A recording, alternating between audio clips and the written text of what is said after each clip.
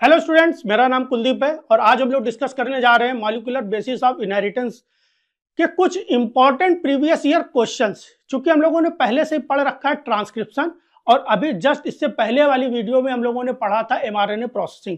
तो आइए कुछ एक क्वेश्चंस की प्रैक्टिस करते हैं जो रिलेटेड रहेंगे ट्रांसक्रिप्शन और एमआरएनए प्रोसेसिंग से। तो चलिए देखते हैं क्वेश्चन क्या कहते हैं और इनको बड़ा अच्छे से डिस्क्राइब वे में समझेंगे। पहला क्वेश्चन है, in prokaryote the transcription is catalysed by. Prokaryote में ट्रांसक्रिप्शन कौन कराता है? तो पहला ऑप्शन है डीएनए पॉलीमरेज। हमारा हमेशा से यही कहना है कि चारों ऑप्शन देखना कि वो गलत क्यों है और जो सही है वो तो सही है, जो गलत है वो गलत क्यों है। तो पहला है डीएनए पॉलीमरेज। भाई ट्रांसक्रिप्शन में होता क्या है? ट्रांसक्रिप्शन में डीएनए से एमआरएनए या आरएनए बनता है। ठीक है, एमआरएनए कोई जरूरी नहीं है, और भी आरएनए बन सकता है कोई भी। तो डीएनए पॉलीमरेज क्या करता है? डीएनए से डीएनए बनाता है, तो ये तो हो नहीं सकता। दूसरा था RNA polymerase dependent on primer. नहीं, आरएनए पॉलीमरेज ट्रांसक्रिप्शन में बताया था कि आरएनए पॉलीमरेज प्राइमर पे डिपेंडेंट नहीं है। RNA polymerase de novo synthesis कर सकते हैं, वो डायरेक्ट प्रोसेस स्टार्ट करा देते हैं, जबकि डीएनए पॉलीमरेज प्राइमर डिपेंडेंट है, उसको प्राइमर की जरूरत पड़ती है, वहां पर एंजाइम पार्टिसिपेट करता है प्राइमेज। यहाँ पर ऐसा नहीं है, तो भाई ये भी ऑप्शन गलत हो गया। तीसरा हो गया डीएनए लाइगेज। भैया जब डीएनए के टुकड़े बन रहे थे तो उन टुकड़ों को जाके फ्रेगमेंट्स बन रहे थे, उन टुकड़ों को जोड़ने का काम लाइगेज कर रहा था। तो यहाँ पर जोड़ने तोड़ने की बात ही नहीं हो रही, हम लोग तो बात कर रहे हैं डीएनए से एमआरएनए बनाने के लिए। तो डीएनए डिपेंडेंट आरएनए पॉलीमरेज, यही है भैया राइट चॉइस। ठीक है, डीएनए डिपेंडेंट आरएनए पॉलीमरेज काम करता है। चलिए भाई अगला क्वेश्चन देखते हैं। क्वेश्चन है, इन eukaryote RNA polymerase third transcribe. ठीक है, तो एक ट्रिक हमने याद कराई थी। क्या ट्रिक याद कराई थी? रो मत पढ़ाई करो, रो मत पढ़ाई करो, रो मत। R M T first second third. ठीक, आरएनए पॉलीमरेज फर्स्ट जो है वो आरआरएनए बनाता है, आरएनए पॉलीमरेज सेकंड जो है वो एमआरएनए और थर्ड जो है वो टीआरएनए बनाता है, ये आर एम टी। ठीक है, तो थर्ड जो है वो टीआरएनए बनाता है। इसके अलावा आरआरएनए में एक खास बात ये रहती है कि आरआरएनए में एक खास बात ये रहती है कि 5s आरआरएनए होता है, 5s आरआरएनए वो भी थर्ड वाला ही बनाता है। तो 5s आरआरएनए, 5s आरआरएनए ये भी कौन बनाता है? ये बनाता है आपका टीआरएनए, तो sorry third, RNA polymerase third. इतनी बात क्लियर हो गई। तो एमआरएनए तो भाई सेकंड बनाता है, पहले से पता है, हो नहीं सकता।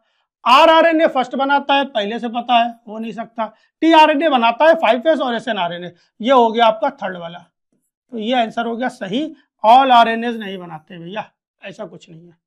ठीक है, तो क्वेश्चन को बड़ा अच्छे से सॉल्व करना है, ऐसे नहीं कि बस सही क्वेश्चन ढूंढ लिया, सही ऑप्शन ढूंढ लिया, बस हो गया, ऐसा कुछ नहीं।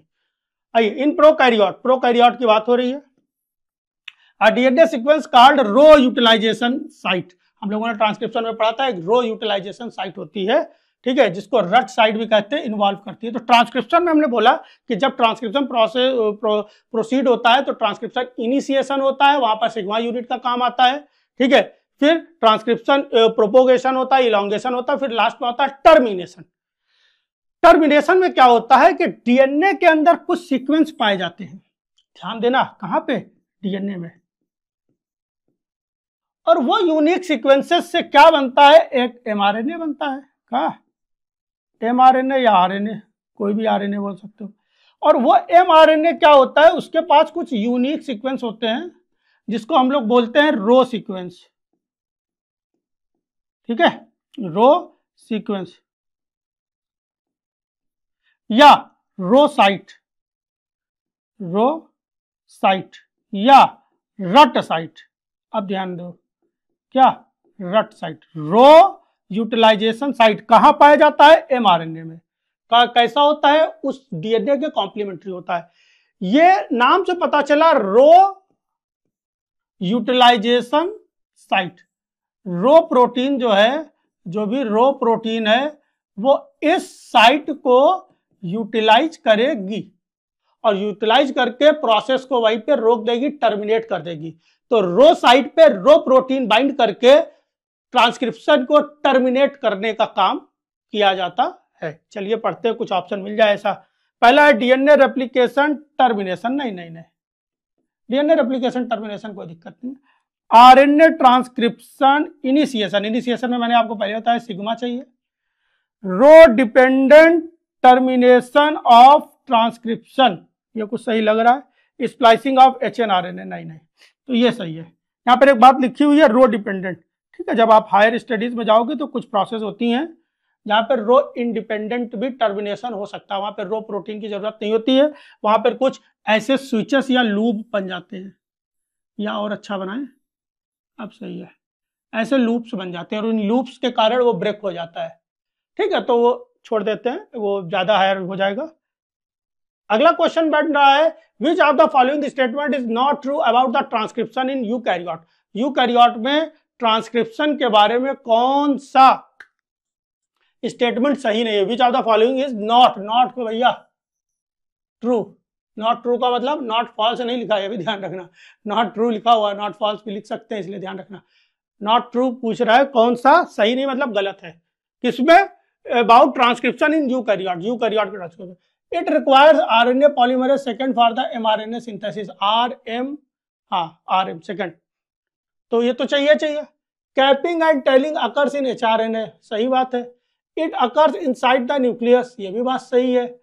Transcript do not require any modification, transcript को मॉडिफिकेशन की जरूरत नहीं रही भैया, अभी हमने बताया क्या चाहिए।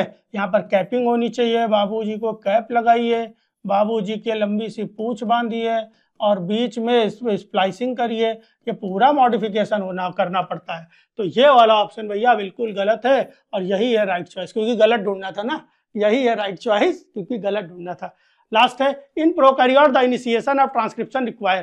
प्रोकैरियोट में इनिशिएशन ऑफ ट्रांसक्रिप्शन के लिए क्या करना होता है, ट्रांसक्रिप्शन को इनिशिएट करने के लिए क्या चाहिए, सिग्मा फैक्टर, रो फैक्टर। रो तो अभी हमने पढ़ा कि स्टॉप के लिए है, टर्मिनेट करने के लिए।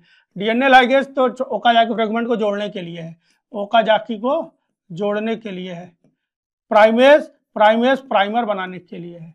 काम खत्म भैया, ये मैंने क्या बताया, ये ऑप्शन तो सही होगा। मैंने सिर्फ क्वेश्चन नहीं कराया, मैंने क्वेश्चन सॉल्व करने का तरीका भी बताया कि 3 ऑप्शन गलत क्यों है, उनको रिवाइज भी करते रहिए, ठीक है। बड़ा चुन करके क्वेश्चंस लेकर आए थे आपके लिए, तो इस तरह से ये क्वेश्चन प्रैक्टिस सीरीज की जो वीडियो है वो कंप्लीट होती है। आप लोग इसी तरह से प्रीवियस कॉन्सेप्ट को देखते रहेंगे और लोगों को शेयर जरूर करेंगे। जो भी इसकी ऑडियंस है, ऑडियंस कौन हो सकती है, नीट के स्टूडेंट्स हो सकते हैं, क्लास 12 के हो सकते हैं, टीजीटी और पीजीटी की जो प्रिपरेशन कर रहे हैं उनके लिए भी ये वीडियो बहुत ही ज़्यादा बेनिफिशियल होने वाली है। तब तक के हम लोग मिलते हैं नेक्स्ट वीडियो में, तब तक के लिए बाय बाय, जय हिंद।